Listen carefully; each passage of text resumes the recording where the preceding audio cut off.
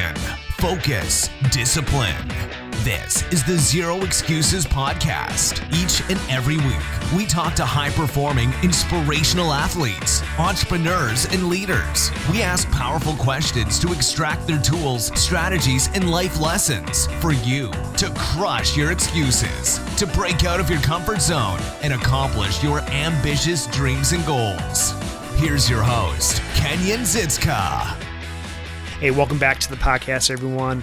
I am super grateful that you have chosen to take a few minutes out of your day to spend it with me and my guest today, Hannush from the Travel Fuels Life podcast. And I actually stumbled upon Drew's podcast shortly after he launched it at a very early stage. I'm not sure even how I found it, but I listened to a few episodes and I knew immediately that I had to have Drew on the show because he has been able to set his life up so that he can run his business from afar while he is on travel. He travels to some very interesting locations, and I'm actually a little envious of how he's been able to do that. And that's the direction I'm personally taking my life, so that I can have that type of freedom and that type of flexibility to do whatever I want. And I as always, I encourage you to grab a pen and paper, take some notes, because Drew has some outstanding insights into how he's been able to set up his life. But before we do that, as always, a couple quick reminders. Would appreciate it if you head over to iTunes and subscribe, rate, and leave us a review, and also share these episodes with your friends and family. You can go to kenyonhere.com/iTunes, and it'll take you right to the Zero Excuses podcast homepage. Secondly, if you want to get involved and take these conversations and topics to the next level, have a few ways for you to do that. First is you could just go to the Zero Excuses Facebook group and join the conversation there. It's absolutely free. Just go to kenyonhere.com/group. Just hit the join button and you'll be all set. And if that's not quite enough for you and you want some additional tools and accountability to get the results that you want in your life and really have things mapped out, you can join our Infinite Results Mastermind group. Just go to kenyonhere.com/results and you'll fill out a short application and you'll be all set to have a quick phone call with me to see if you're a good fit for the mastermind. And I'm also getting ready to launch on July 1st the next iteration of the Discipline Deep Dive program. It was a huge success back in April. Has some folks that are still working with me to this day as a result of what we went over in that course, and I'm deciding to drop it again starting July 1st. Just go to kenyonhere.com/DDD and you can join us inside that month-long course. And if you join early, you'll get early access to me and the course materials and get a jump start on everybody else. So with all that said, let's get into today's conversation. Drew, thanks for taking time out of your schedule to join us here on the Zero Excuses podcast. Really excited to talk to you. One of my big passions is travel, so I'm really excited to have you on. You are the host and founder of the Travel Fuels Life podcast. And why don't you give yourself a quick introduction? Tell us what you're up to today and give us a snapshot of your background. Okay, fantastic. Well, thank you for having me on the show. I appreciate it. It's nice to be on a show that inspires people and gets them to get out there and get motivated to live their dreams. And that's really what Travel Fuels Life is about. I got to a point in my life where I was about to hit an age milestone of 50 years old, and I've been running a web design business for the last 15 years of my life. Mm-hmm. I got very organized in terms of how I was putting all of that together, trying to make the office run as efficiently as I could. And I got it to a point where I had my employees trained. I was, I had everything pretty much on autopilot, and I was sitting in my office looking for busy work to do.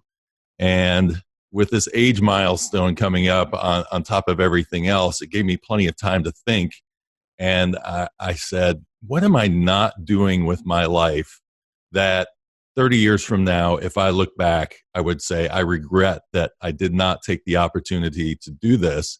And for me, it's travel.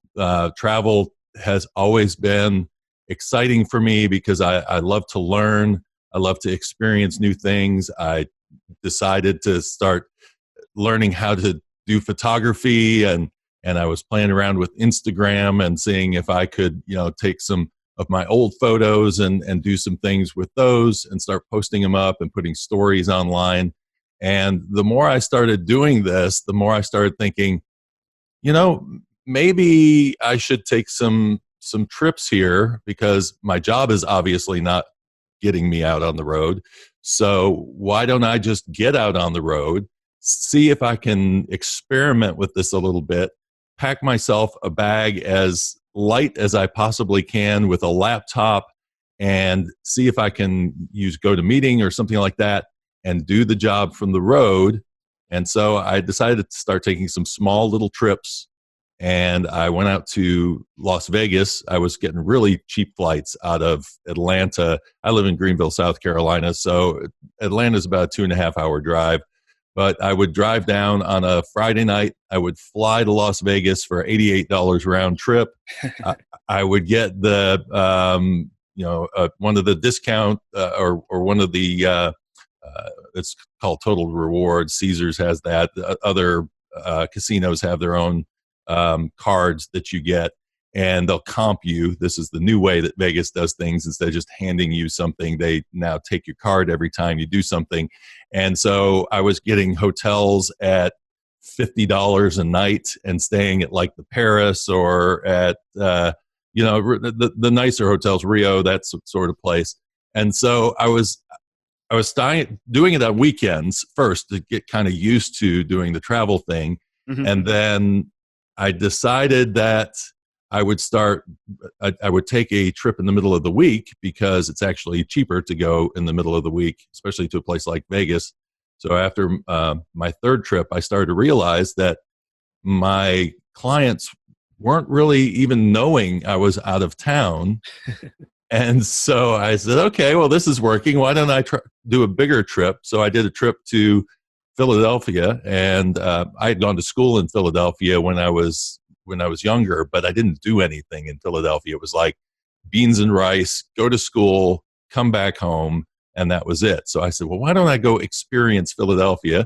So I took my trip out to Philadelphia, and that was very interesting, because that was in March of last year, and there was a nor'easter when I flew in, and there was a nor'easter when I left, or when I was going to leave, and my plane got canceled. And so I got put into this situation where I had to kind of figure out, how am I going to get home? How do I work with this situation that I didn't anticipate? And so successful. Again, I had some business meetings I had to do. We just did them through GoToMeeting.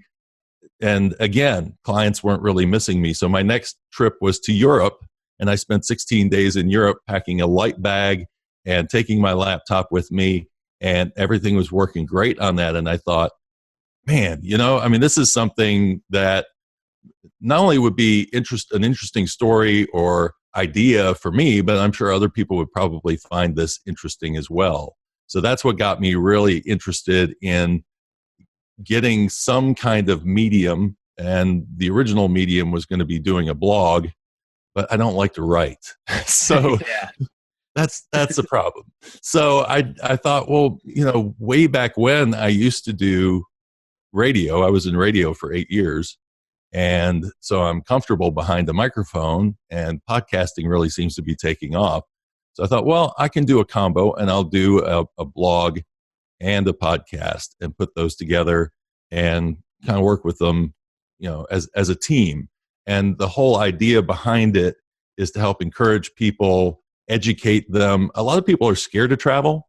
Right. And it's amazing how many people I will say, I went to Europe. My first trip to Europe was after the situation in Belgium, and I was going to Belgium. And I had a friend of mine say, you really think it's safe to go over to, Europe at this time? And I said, I lived in Philadelphia. I was born in Detroit. I don't think Belgium is going to bother me too much. So, but there is this, so we get all of this information, and I'm sure you've seen it as well, having been in the Navy and traveled about, that sometimes our perceptions are not quite equal to the way things really are. Yeah. Yeah. Things tend to be, you tend to make things out to be worse than they are in your head and they actually turn out to be. Yeah. For sure. But thanks for all that introduction. But I want to back up a little bit into the point that you started this idea of like traveling and being more of a digital nomad. Have you always had this idea, or was this kind of you reached a point where you got your business up and running, and this was kind of more of a epiphany, I guess is the best way I can describe it. Well, I would say that travel has always been in my blood. When I was a kid, my dad was writing books and doing research on presidents and their histories, their family histories, and so my sister, mother, and I were packed into the car all the time, heading off to go see the most obscure presidents. Graveyards and being at libraries, and so we were doing a ton of traveling. And in fact, I had gone to I've been to every state east of the Mississippi before I turned 18 years old. And so, travel has always been there in the background. But as for me, having any kind of concept that I could go out and start, traveling to this extent, especially with trying to figure out where does income come from. I couldn't have done this many, many years ago because my life really wasn't set up for me to be able to do that. And nobody else was doing it. In fact, when I was working for a company as a corporate webmaster, and when they laid me off after 2001 and the economy got a little bit wonky, I had a decision to make. And my decision was, should I go back to school and learn another trade because I don't want to go back to doing retail? I don't know what I'm doing with this web design thing. Or I could start my own. I could start my own web design company, or I could go to school and I could become a journalist or take a journalism degree. That would help me travel, and maybe I could become a travel blogger. So that was 15 years ago. There was a seed in my mind about doing travel blogging. But travel blogging was not a big thing. In fact, it was really in its infancy at that time. And so there weren't people to really see as guides. And I, at that point, was not confident enough to go out there and blaze my own trail on doing that without having some kind of education behind me. So it was interesting because I ended up at a point where I'm going to school, I'm living off my student loans, and I'm trying to start this web design business, and the web design business just took off. And when it did, I said, okay, well, I'll park the dream of travel blogging and I'll roll on with doing web design. And so that was where the seeds of it probably started. But again, there was not a confidence in me or even an understanding of what I could do in terms of being a travel blogger. Yeah, so you didn't really understand at the point you started your company. You really didn't have a concept of being the digital nomad, and when did this really start to where did you start to get this idea? Where did this start to percolate in your mind? Well, I guess the first thing was a James Bond trip that I took to Europe, which was 2 years ago. That was my first jaunt overseas by myself. Mm-hmm.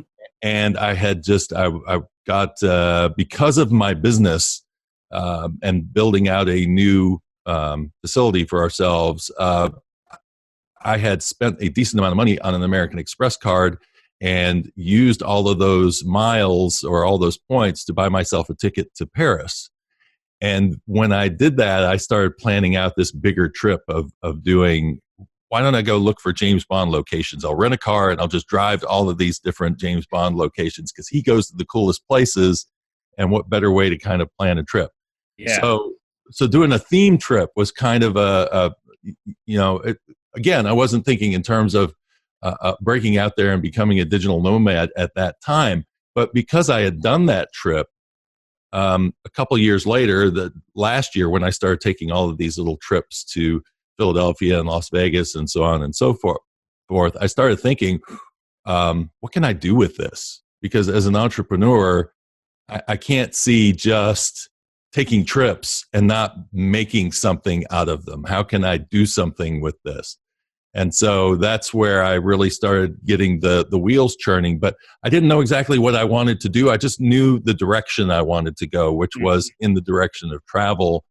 And then it was in, I think it was around July or August, I had done a bourbon trip and I went up to Kentucky and I was just videoing myself going into places and coming out of, go to a distillery, come out of this distillery, give my impressions when I came out. Was trying to get a feel for what this social media thing was all about and where my place was in it. Was I comfortable behind a camera? Was I not?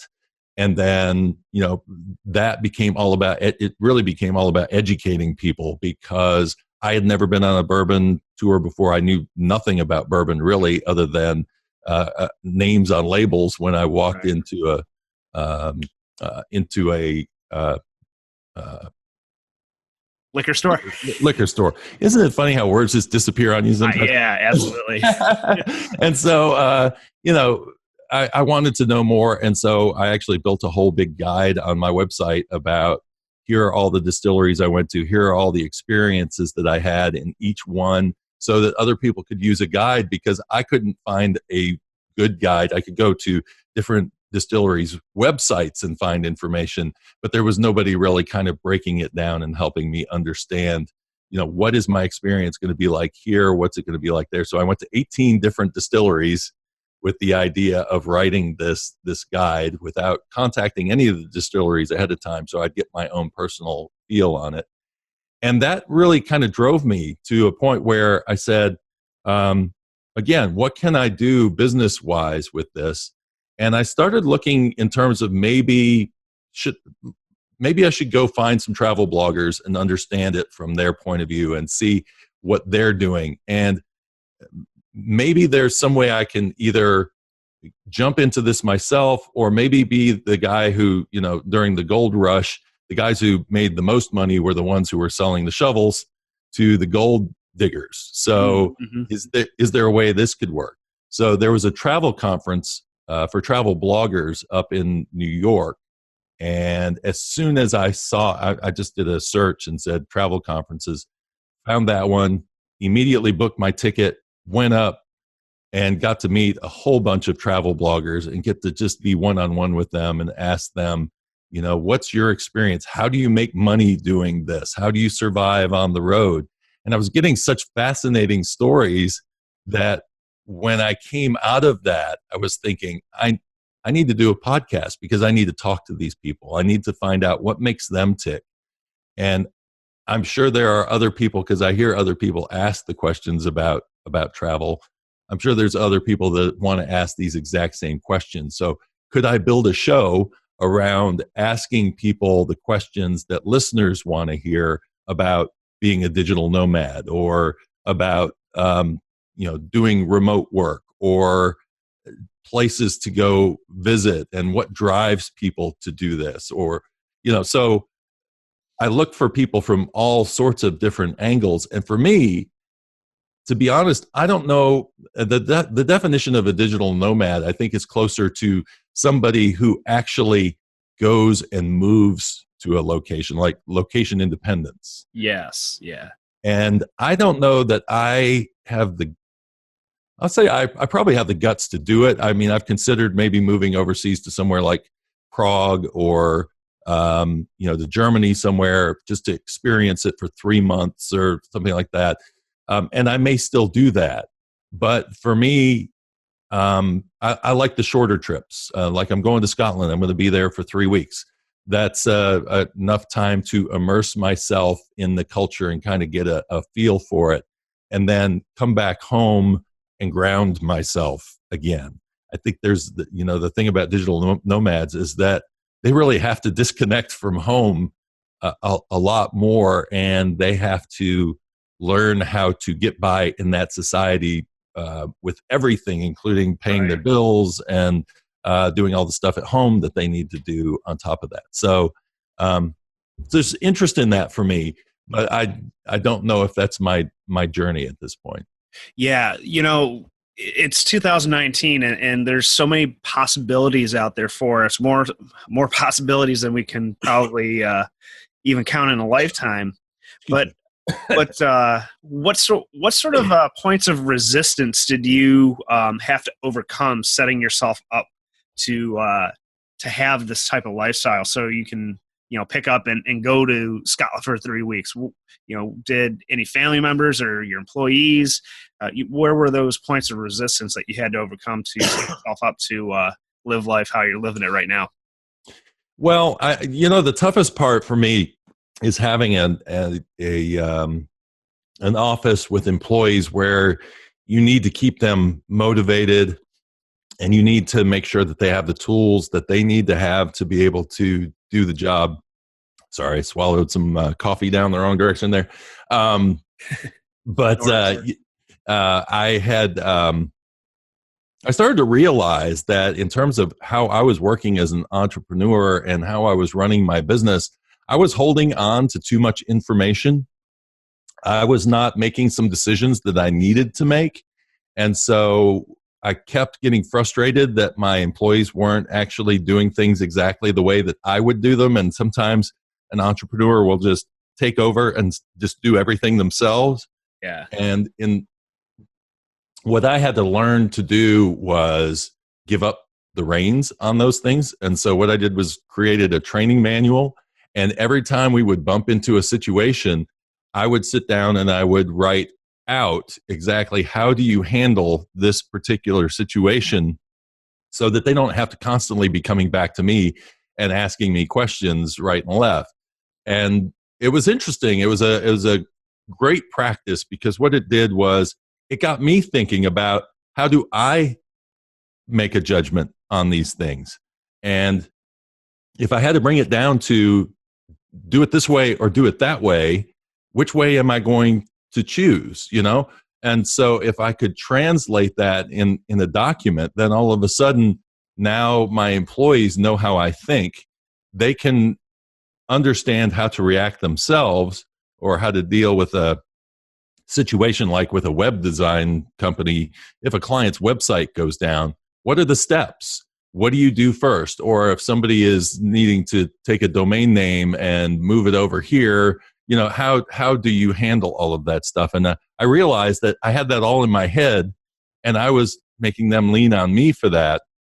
And I needed to be able to turn around and give them the tools to be able to handle that. So I'm single, so it actually makes it easier for me not really to have to deal with so many of the family issues. Although that has its own drawbacks as well, where who do you have as your backup? In other words, when I'm traveling overseas and I have all of, I'm just winging it out there, who back here knows anything about what I'm doing? So there's the extra logistics of trying to document where you're going, the places that you're going to be seeing, and here is what that person back home would need to do if they don't hear from me, for a period of time or something like that goes on. So those tend to be the main things that I have to work through. Yeah, and you bring up a very, very important point in that so many of the things we do, we kind of do on autopilot and almost in a vacuum, and we don't think about, okay, what are some of the things that I'm holding on to that other people can do? And you're also empowering your employees as well to kind of take this and take ownership of certain processes and procedures. And one of the things that I'm just now getting my mind wrapped around is that done 80% by somebody else is better than sometimes 100% by you, because you can't do everything. So they're for at least for me, I had to take a mindset shift and be okay with someone not doing it quite exactly the way I would do it. But in the end, the result is still the same. So and they get so much more done. I mean, yeah. If you try to do it all yourself, you can. There's only so many hours in the day, and it was actually Tim Ferriss's 4-Hour Workweek book that was probably the biggest help for me. When you read that book, he's a little more hands off than I'd really want to be. Yeah. but I think there's a middle ground there, and I think optimizing your time and figuring out how to train people and get them to be able to handle things for you. If you can do this as a leader, have a mindset where you're going to try to hire people who can do it as good or better than you, and that you can hand over the reins to them and not be afraid that they're going to screw up your company, and know how you're going to be able to recover from that if something does go wrong. I think it's the sign of a good leader when they're able to give up the reins that way, and where they make themselves available to their employees and that, to help them grow, but also to be that safety net there in case they need the help. Yeah. So I'm really curious to know what has gone wrong while you've been on travel, and how did you handle those different scenarios? Well, I like to say that, I don't want to put a curse on myself or anything, but it does seem like every time I take a trip somewhere, something weird happens and you have to kind of figure out how to get around it. Probably the biggest issue that you run into is just trying to figure out what time of day it is back at the office. So, because I was in Hawaii, it's 5 hours off. I'm in Europe, I'm 6 hours off in the opposite direction. So you learn to work early in the morning, or you learn to work late at night. I haven't really, probably the worst thing that happened to me was, again, being in Philadelphia in the middle of a snowstorm and having my plane connection canceled, and having to figure out a new way to get home, which was to take the train. And apparently the train always runs from Philadelphia down to the Carolinas, no matter what the weather is. Mm-hmm. And so getting that all set up, and then finding out once you get on this train that you're going to be on for the next 15 hours, there really isn't Wi-Fi, even though they tell you there is. Yeah. And by using, I started out using Verizon, and I'm using T-Mobile now because somebody said, well, in Europe, T-Mobile is so much better and you can get around. And that is true. But in the United States, T-Mobile is really not that great. There's a lot of places where you can't get a connection. And one of those places was on the train. And what do you do? Luckily, to this point, I haven't had any situation that has been so out of control that, and then me being out of touch. Luckily, our technology now has gotten to a point where you can get away with that. But I don't plan trips to, like, I'd love to do the Camino Road in Spain, where for, a month you're going to be backpacking. I would love to do that trip, but that's not a trip that's going to fit me right now, because I'd be too disconnected from the office. Or I'd love to go to Australia, but that's 12 hours off from our time zone, and that creates an issue there. So sometimes I'm very conservative. It doesn't sound like it. Somebody who's just taking off and traveling all over the place, but I do try to keep myself somewhat grounded and keep in mind business first, and then I build my plans around that. Yeah, and it also sounds like you have been very good at selecting the people that you surround yourself with in your company, and hiring good people. What's been the biggest challenge trying to find good people to bring on board to work with you? Well, I tell you, a good economy is bad for finding employees. So the best time to get your employees is when the economy is down, because then there's lots of people around.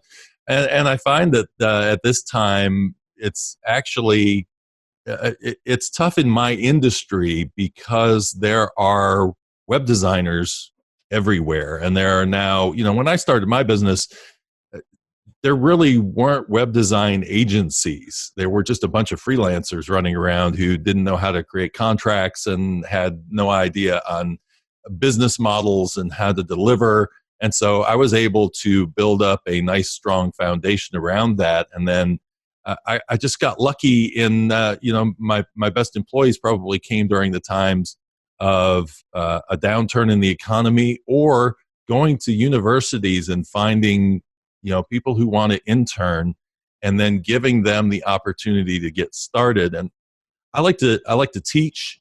And so for me, I like to help somebody mold themselves into a good business person, as well as being a programmer, or if they're going to be doing marketing or whatever they may do.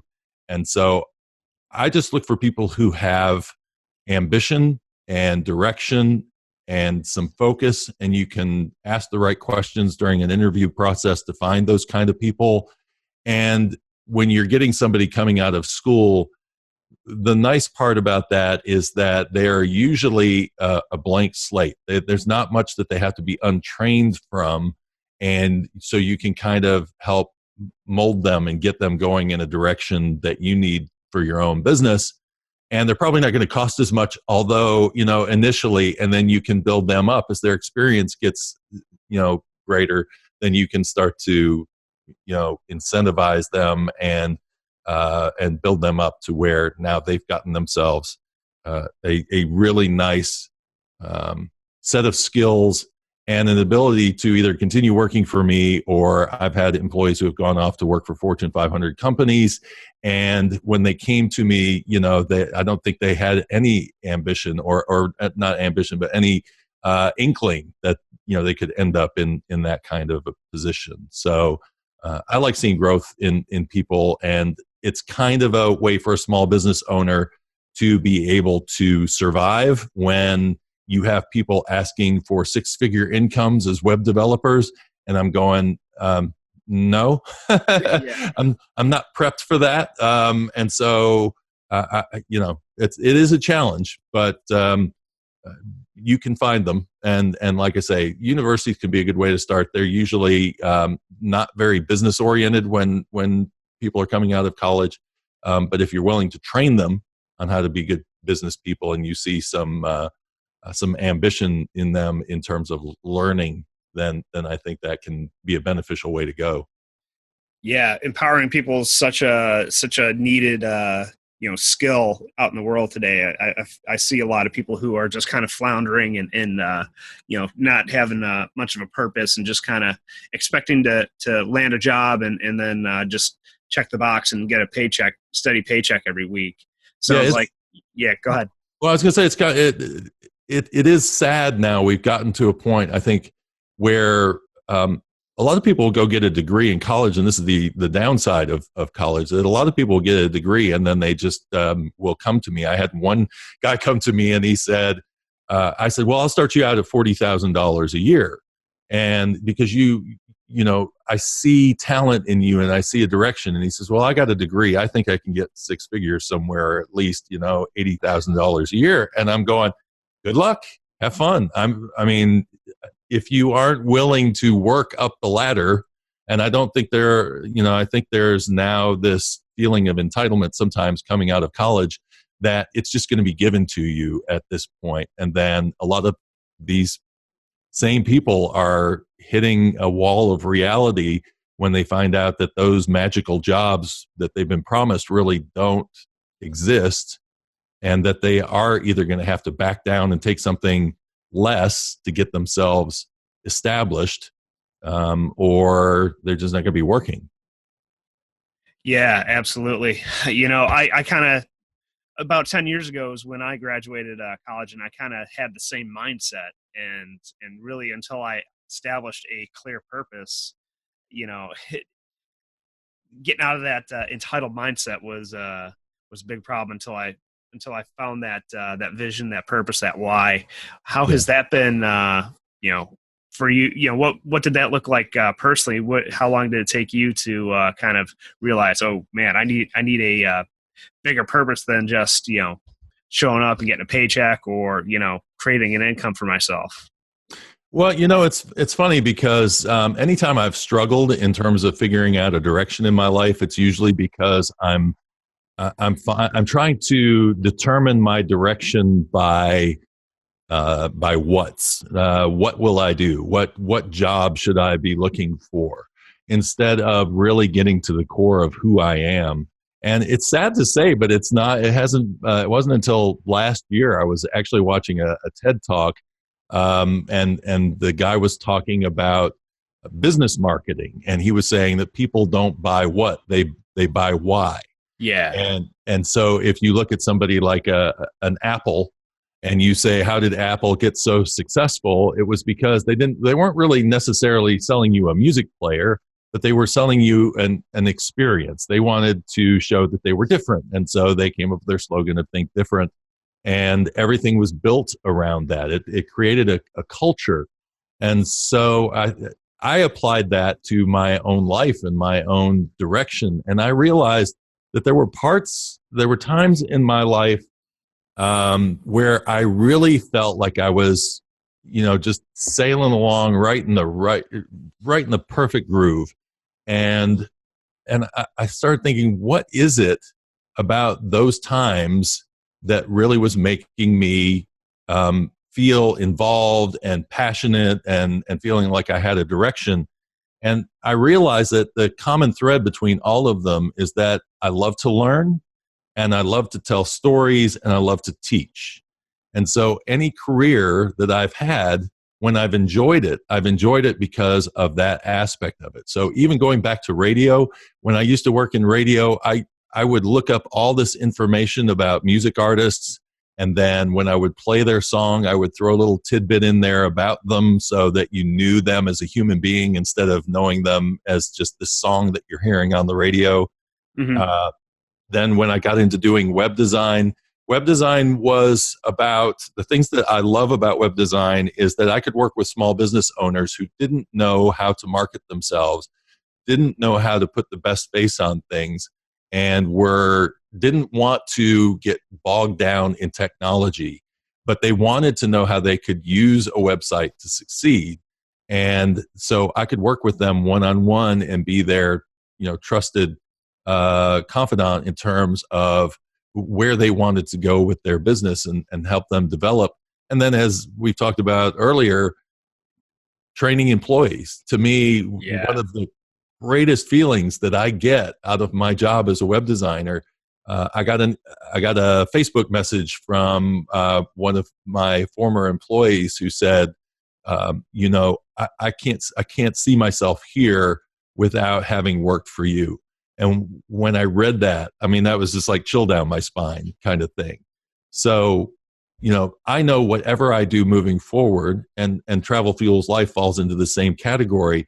It's about empowering people. It's about teaching people. It's about me learning also by talking to different guests who can help me understand so that I can help other people understand.